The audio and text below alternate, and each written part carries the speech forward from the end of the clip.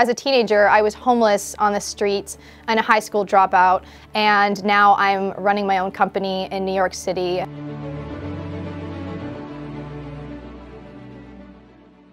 Spktrm Beauty is my new business venture, and inclusivity is paramount to us. I love showcasing all different kinds of beauty. Spktrm Beauty's formulations and products are all cruelty-free, eco-friendly, and inclusive. It took me a long time to see myself as an entrepreneur. I dropped out of high school at 13 years old.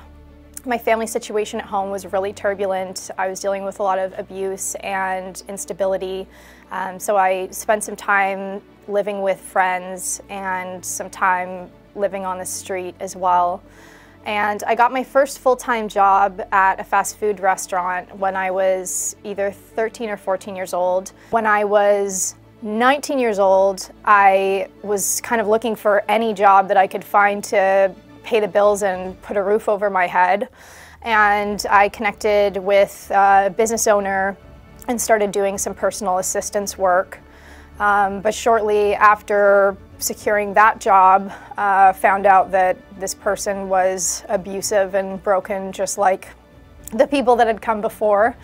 So at some point, my boss and his wife paid for me to go to college, and I think I justified a lot of the bad behavior because I was getting an education that I could not have otherwise afforded. And then I came out of college and I started Glassbook. I spent 5-6 years building that title, largely by myself, although I did have some part-time help, but took the title from print on demand to newsstand print on 17 countries to being a digital platform in most recent years.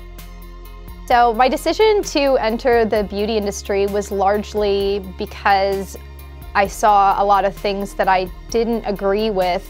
For me, inclusivity is just the right way to do things. It's not a trend to jump on a decade after your brand launches. The biggest roadblock that I've faced over and over again is lack of funding. Bootstrapping things makes everything take a lot longer. Also, when you don't have proper funding, you end up doing a lot of the work by yourself. I have invested a lot of the money that I have made in the course of my career right back into my businesses. There is no limit to our vision of inclusivity. We are in talks right now with an agency called We Speak in New York about casting a Paralympic champion athlete, Chelsea Werner, who has Down syndrome, and her agent has said that we would be the first beauty brand to cast a model with Down syndrome in a campaign.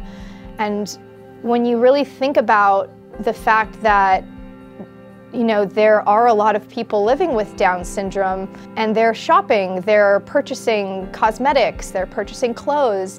Why are they never being represented by these companies? We really want to empower all people and just let them know that we see them, we value them, and we have them in mind in all aspects of what we're doing at Spktrm. I think it's very important for entrepreneurs to stop and think about how far they've already come in their journey and how many hurdles they've overcome that maybe they didn't think they would in a certain moment, or the times where they just wanted to, throw it all away and quit, but they're an entrepreneur and they just couldn't. And, we are inherently very ambitious people who dream very big. Even if something scares you, just do it anyways. Letting fear stop you is the only way that you will fail yourself.